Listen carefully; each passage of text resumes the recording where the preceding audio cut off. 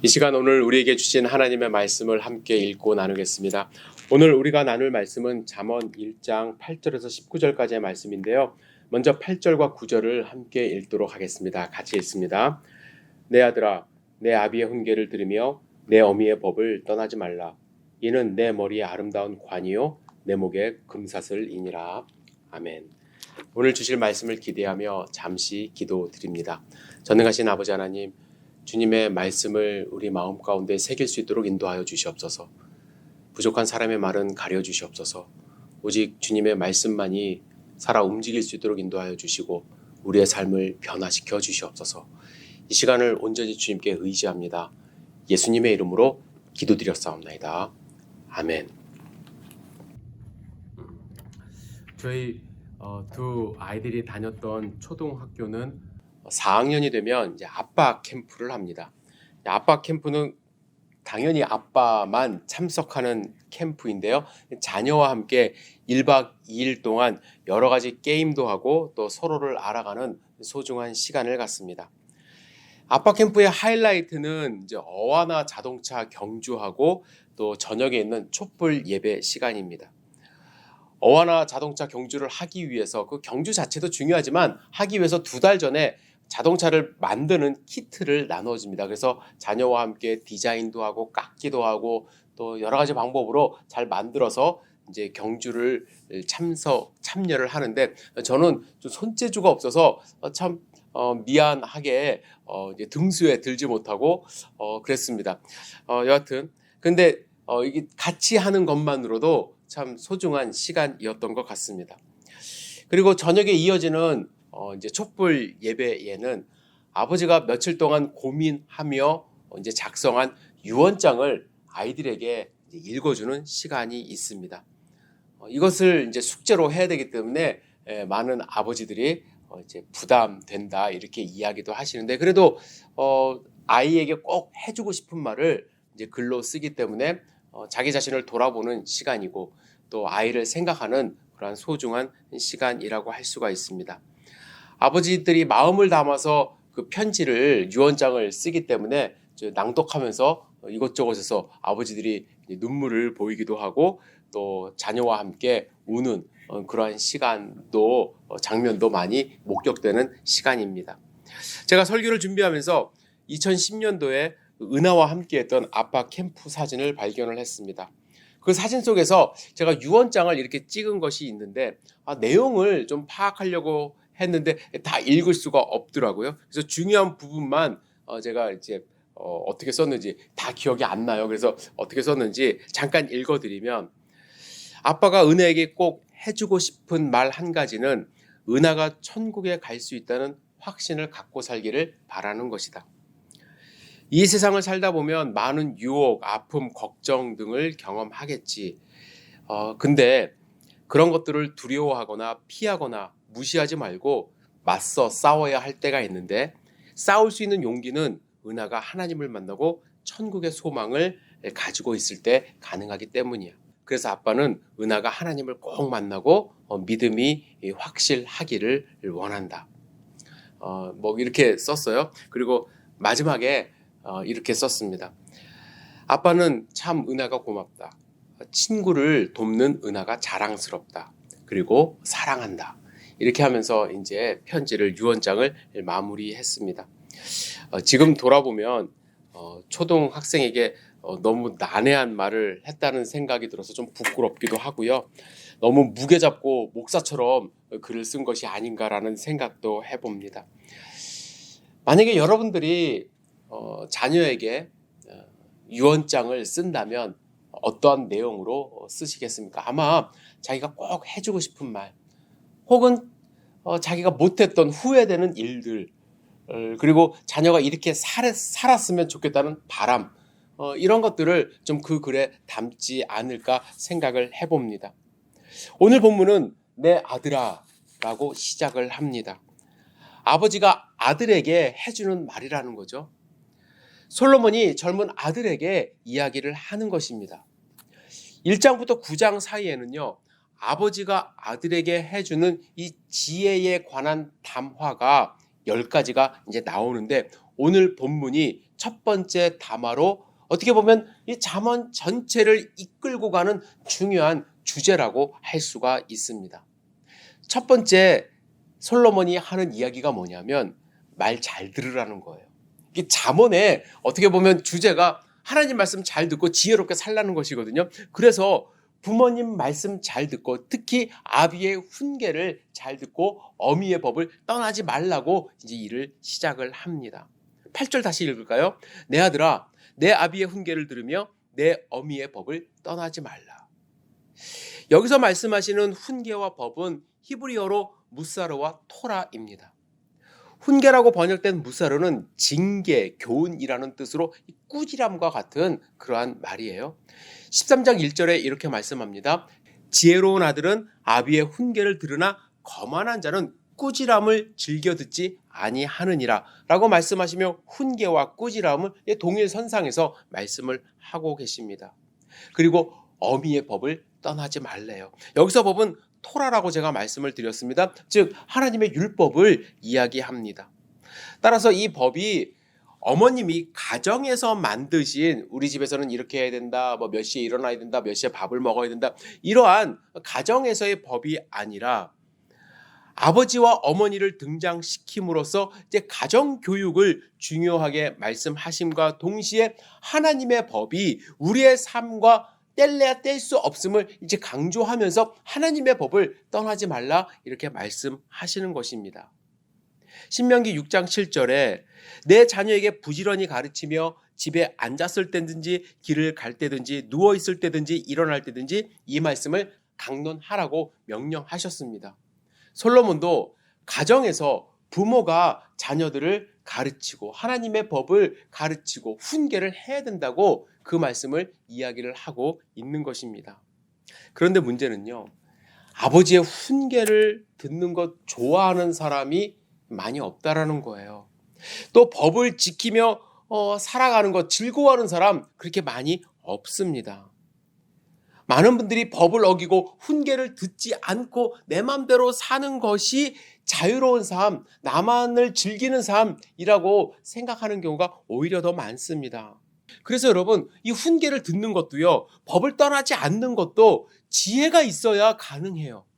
지혜가 없으면은 떠나버려요. 내 마음대로 살고 싶어요. 그래서 잠언의 이 큰 주제를 한마디로 이야기를 한다면, 한 단어로 표현한다면 지혜라고 할 수 있습니다. 그렇다면 이 잠언에서 말씀하시는 지혜는 무엇일까? 저는 이렇게 정의해 봅니다. 지혜란 하나님을 아는 지식으로부터 얻은 슬기로운 삶의 방식이다.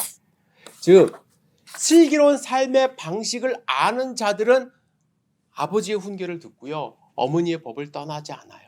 하나님의 훈계를 듣고요, 하나님의 법을 떠나지 않습니다. 여러분, 지혜와 지식의 차이를 아시죠? 세상 사람들을 지식을 얻으려고 참 많이 노력을 합니다. 수학 공식 외우고요, 법적인 상식도 알려고 하고요, 역사도 알려고 노력하고 다양한 언어를 습득하려고 지식을 쌓으려고 노력합니다. 그런데 그러한 지식을 많이 쌓아도 지혜롭게 살지 못하는 경우가 많습니다. 왜냐하면 지식을 가졌음에도 불구하고 자신의 욕망 위에 지식을 쌓고요, 자기만 아는 이기적인 마음 위에 지식을 쌓고 성공 위에 지식을 쌓기 때문에 다른 사람과의 관계가 지혜롭지 못하고 지혜롭지 못한 말과 행동을 너무나도 자주 할 때가 있습니다. 저는 진짜 지혜는 하나님을 아는 지식으로부터 나온다고 생각을 해요. 여러분, 하나님을 제대로 알면 일어나는 현상이 있습니다. 하나님을 딱 만나면 겸손해질 수밖에 없거든요. 하나님을 만나면 내가 창조주가 아니라 나는 피조물이라는 사실을 인정할 수밖에 없습니다. 하나님을 알면요, 모든 것을 하나님이 인도하신다는 것을 깨닫습니다. 그 지식 위에 쌓는 것이 참된 지혜입니다.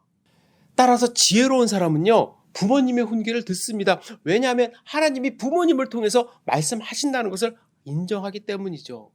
그 훈계를 듣고 자기 자신을 교정해요. 반대로 지혜가 없는 사람은 자기가 최고라고 생각하기 때문에 부모님의 훈계 듣지도 않습니다. 한쪽으로 듣고 한쪽으로 흘러버려요. 자기가 하고 싶은 거 방해하는 잔소리로만 듣습니다.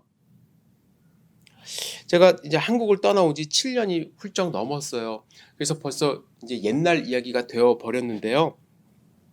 어, 한국의 이제 교육 현실을 우려하는 목소리가 상당히 많습니다. 뭐 미국도 교육 현실이 그렇게 막 뛰어난 것은 아니지만 그래도 한국에서 들려오는 이야기, 제가 직접 경험한 것을 보면은 참 우려가 돼요. 어떤 점이 우려가 되냐면 학생들이 더 이상 선생님의 훈계를 듣지 않습니다. 만약에 선생님이 학생을 훈계라도 하면은요, 부모님이 달려와요. 그래서 당신이 뭔데 우리 하나밖에 없는 애 혼내냐고.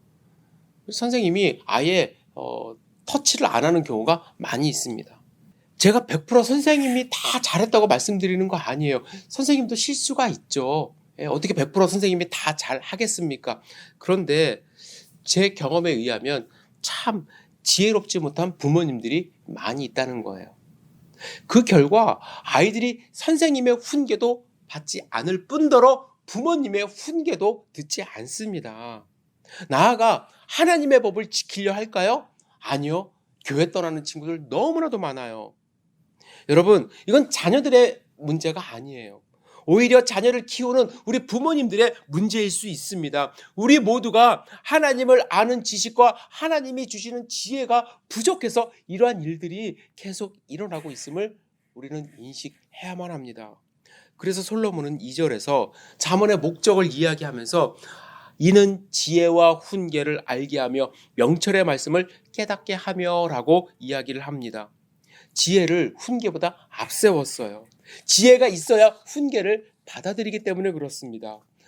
여러분, 앞으로 2달간 우리가 잠언 말씀을 함께 묵상하실 텐데요. 잠언은요, 달콤한 말의 향연이 아닙니다.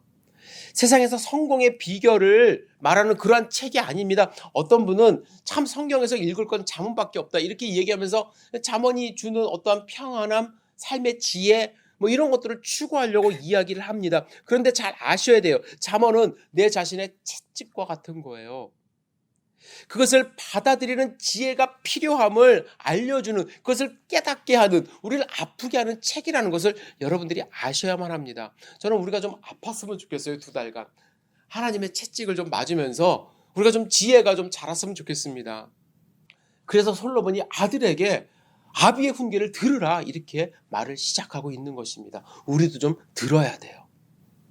두 번째로요, 오늘 솔로몬은 악한 사람과 하지 말라 이렇게 이야기를 합니다. 10절에서 19절 말씀을 읽어보면 좀 의아해요. 왜냐하면 아니 어떻게 우리가 이렇게 나쁜 사람과 어울릴 수 있지? 우리의 삶 가운데는 이런 사람 만날 가능성도 거의 없는데 라는 생각을 할 수 있습니다. 너무 극단적인 산적과 같은 사람들을 묘사하고 있기 때문에 우리랑 별로 상관없는 것처럼 보입니다. 자, 11절부터 13절 세 절을 함께 읽겠습니다. 시작. 그들이 내게 말하기를 우리와 함께 가자. 우리가 가만히 엎드렸다가 사람의 피를 흘리자. 죄 없는 자를 까닭없이 숨어 기다리다가 수월같이 그들을 산채로 삼키며 무덤에 내려가는 자들같이 통으로 삼키자. 우리가 보화를 얻으며 빼앗은 것으로 우리 집을 채우리니. 여러분, 이 사람들의 행동을 보십시오. 정말 산적 같지 않습니까? 일하지 않아요. 가만히 엎드려 있대요. 그러면서 지나가는 사람의 피를 흘리자고 합니다. 보통 사람 생각도 못하는 일이죠. 죄 없는 자를 까닭없이 숨어 기다리자 이야기를 합니다. 묻지마 범죄를 하는 조폭과도 같습니다. 산적입니다. 그러다가 목숨만 빼앗는 것이 아니라 온갖 보물을 다 빼앗아서 우리 집을 채우자고 이렇게 이야기를 합니다. 그런데 여러분, 이 당시에는요, 이런 강도와 같은 무리들이 많이 있었다고 합니다. 그래서 길 가는 것 상당히 조심하고 길을 갈 때는 무사들과 함께 이제 동행하기도 했다고 하는데요. 여러분들 기억하시는지 모르겠어요. 다윗이 솔로몬 왕을 피해서 광야 생활을 할 때가 있었습니다. 다윗이 먹고 살 일이 막막해서 그가 했던 일 중에 하나가 무엇이냐면 이 부자들을 이러한 무리들로부터 이제 지켜주는 일을 했습니다. 다윗이 평소에 좀 지켜주던 사람 가운데 나발이라는 부자가 있었죠. 나발의 하인이 나중에 이렇게 이야기를 합니다. 사무엘상 25장 16절에 보면 우리가 양을 지키는 동안에 그들이 우리와 함께 있어 밤낮 우리에게 담이 되었습니다. 다윗과 그들과 함께 있었던 사람들을 이야기하는 거예요. 다윗이 나발의 양무리를 지켜줬어요. 이러한 나쁜 사람들로부터요. 그래서 어떻게 보면 이 당시에는 이런 사람들이 상당히 흔히 볼 수 있었던 주변에 많이 있었던 그런 무리들이라고 할 수가 있습니다. 이 사람들이 자기들의 세력을 넓히려고 해요.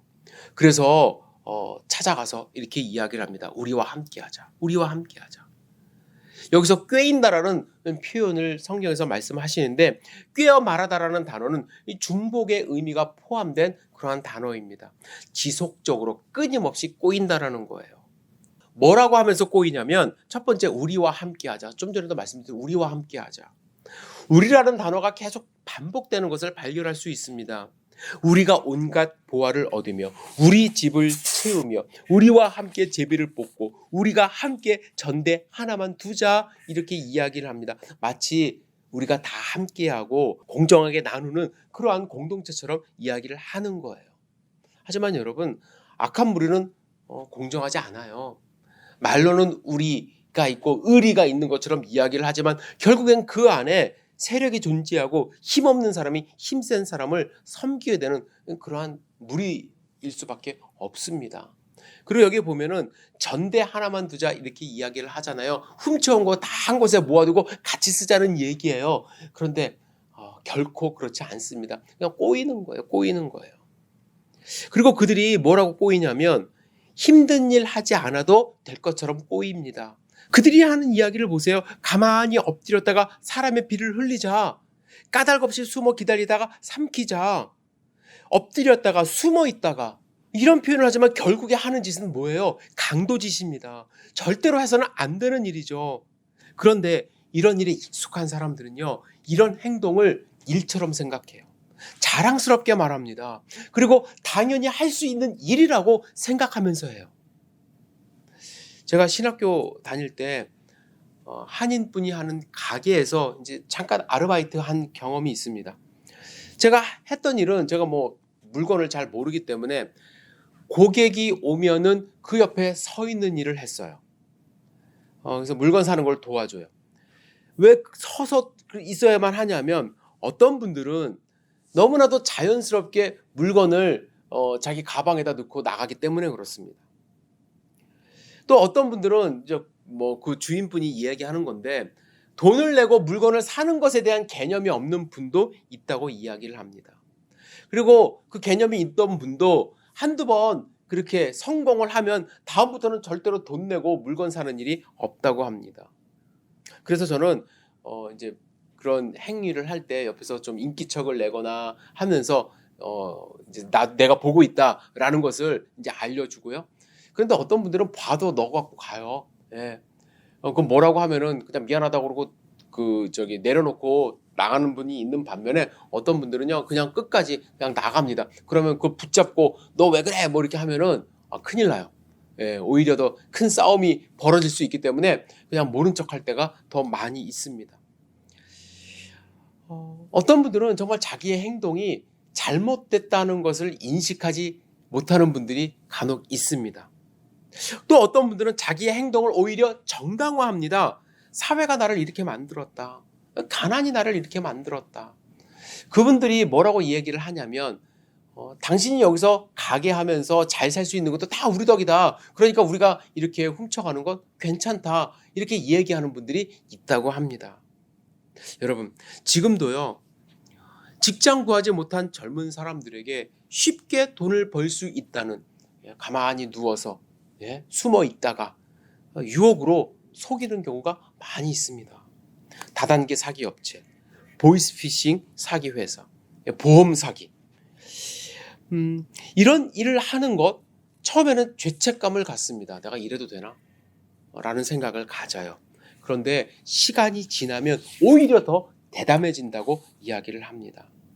자신의 잘못은 인정하지 않고요. 더 악한 길로 더 악한 행동을 하는 사람들이 많이 있습니다. 그래서 솔로몬은 아들에게 이렇게 당부합니다. 그들과 함께 길에 다니지 말라. 내 발을 금하여 그 길을 밟지 말라. 처음에는 이상하고 좋지 않게 생각하다가 자주 그 길을 다니다 보면은 익숙해지고 나도 모르는 사이에 악한 일을 하는 그런 사람이 되기 때문에 그 길을 절대로 다니지 말고 그 길을 밟지도 말라고 권면하고 있는 것입니다. 제가 고등학교 때 친구와 종로를 나간 적이 있습니다. 당시 교회에서 거의 모든 친구들이 기타를 배웠어요. 그래서 저도 이제 기타를 좀 배우고 싶은 마음에 이제 연습용 싼 기타 초보자용 사려고 친구와 함께 나갔습니다. 그래서 여러분들 아시는지 모르겠어요. 허리우드 극장 근처에 그런 기타 상점이 많지 않습니까? 기타를 사서 이제 길거리를 이제 조금 걷다가 버스를 타고 집에 오려고 하는데 저의 모습이 되게 촌스러웠겠죠. 그 동네하고 잘 어울리지 않는 처음 와본 사람들처럼 보였나 봐요. 그래서 어떤 형들에게 저희가 먹잇감처럼 보인 것입니다. 좀 걸어가는데 갑자기 한 사람이 제 그 왼쪽에 또 한 사람이 제 친구 오른쪽에 이렇게 딱 붙습니다. 그러면서 어깨 동무를 해요. 어깨 동무를 하면서 목에다가 이렇게 좀 날카로운 거를 딱 들이댔습니다. 그러면서 뭐라고 얘기하냐면, 야, 우리 조용히 가자 이렇게 얘기하는 거예요. 웃어 이렇게 친구처럼 조용히 가자고 이야기를 하는 거예요. 웃으라고도 이야기를 하고, 저희가 소리 내면 이걸 찌를 것처럼 이야기를 합니다. 그래서 골목으로 데리고 들어갔어요. 저희가 기타 새 거를 들고 있으니까 돈 있는 거를 알았겠죠. 그래서 돈 있는 거 다 내놓으라고 이야기를 합니다. 남은 돈 몇천 원이 있었어요. 떨리는 손으로 조용히 건네고 그 자리를 떠났습니다. 고등학교 때 일인데요. 그때 그 느낌이 아직까지 살아있어요. 목에 댔던 그 날카로운 물질, 돈을 뜯길 때 그 더러운 기분. 예. 그런데 그 사람들도 그럴까요?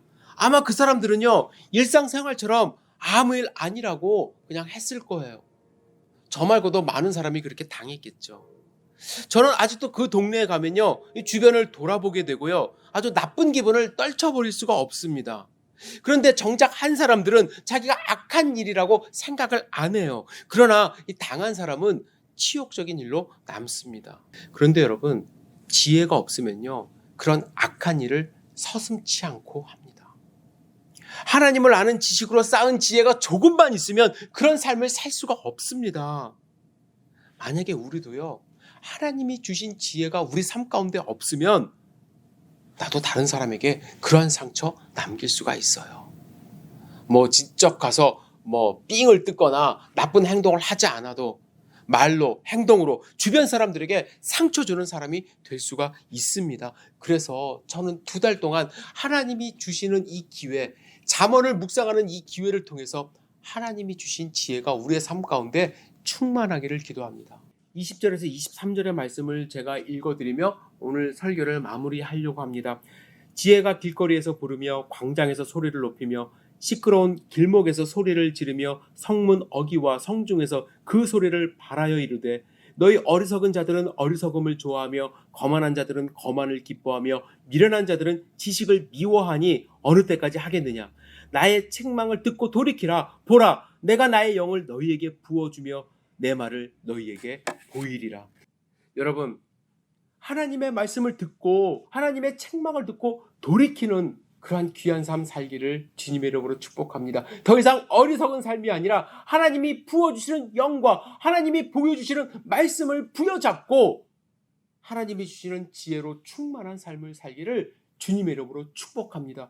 2달간 잠언서를 함께 묵상하며 하나님이 보여주시는 하나님의 지혜를 함께 소유하는 귀한 열린교회 되기를 다시 한번 주님의 이름으로 축복합니다. 기도하시겠습니다.